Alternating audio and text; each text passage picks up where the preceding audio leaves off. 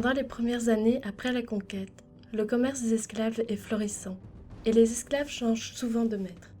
On mettait tant de marques sur leur visage, qui s'ajoutaient aux stigmates royaux, que toute leur face était écrite, car ils portaient les marques de tous ceux qui les avaient achetés et vendus.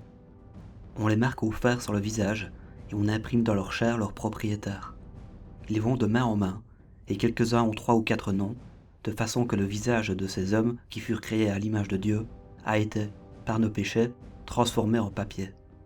La 9e plaie fut le service des mines pour lequel les Indiens, lourdement chargés, marchaient 60 lieues et plus pour apporter des provisions. Les corps de ces Indiens et des esclaves qui moururent dans les mines produisirent une telle puanteur que cela provoqua la pestilence, en particulier dans les mines de Oaxaca. À une demi-lieue à la ronde et le long d'une grande partie de la route, on ne pouvait guère éviter de marcher sur des cadavres ou sur des os, et les volées d'oiseaux et de corbeaux qui venaient manger ces cadavres étaient si nombreuses qu'elles obscurcissaient le soleil. Qu'il y avait parmi les prisonniers quelques femmes récemment accouchées, pour peu que les nouveau-nés se missent à pleurer, il les prenait par les jambes et les assommait contre les rochers, ou les jetait dans les broussailles pour qu'ils achèvent d'y mourir.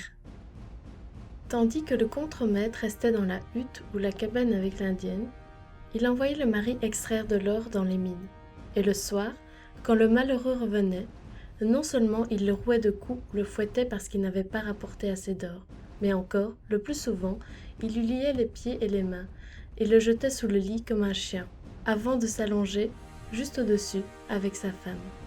Plus de 800 Indiens ayant été amenés dans un port de cette île, appelé Puerto de Plata, on attendit 2 jours avant de les faire descendre de la caravelle.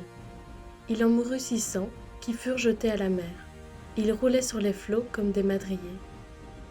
De même que les bouchers coupent en morceaux la chair des bœufs et des moutons pour la mettre en vente sur les étaux, ainsi les Espagnols tranchaient d'un seul coup à celui-ci le trait derrière, à celui-là la cuisse et à tel autre l'épaule.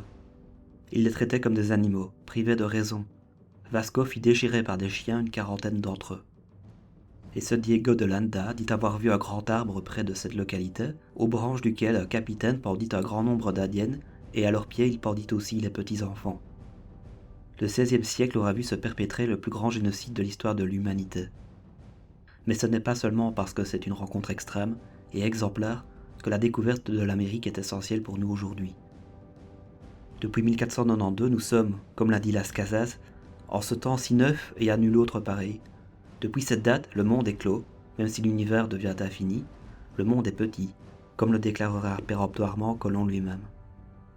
Cette homogénéisation des valeurs par l'argent est un fait nouveau, et il annonce la mentalité moderne, égalitariste et économiste.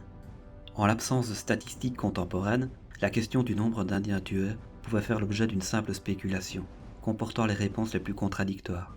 Les choses ont cependant changé du tout au tout, depuis que des historiens d'aujourd'hui, par des méthodes ingénieuses, sont parvenus à estimer avec assez de vraisemblance la population du continent américain à la veille de la conquête, pour la comparer à celle qu'on trouve 50 ou 100 ans plus tard, à partir des recensements espagnols. Aucun argument sérieux n'a pu être soulevé contre ces chiffres, et ceux qui aujourd'hui même continuent à les refuser, le font simplement parce que, si la chose est vraie, elle est profondément choquante. On retiendra qu'en 1500, la population du globe doit être de l'ordre de 400 millions, dont 80 habitent les Amériques. Au milieu du XVIe siècle, de ces 80 millions, il en reste 10. Si le mot génocide s'est jamais appliqué avec précision à un cas, c'est bien celui-là. C'est un record, en termes relatifs mais aussi absolus. La barbarie des Espagnols n'a rien d'atavique ou d'animal. Elle est bien humaine et annonce l'avènement des temps modernes.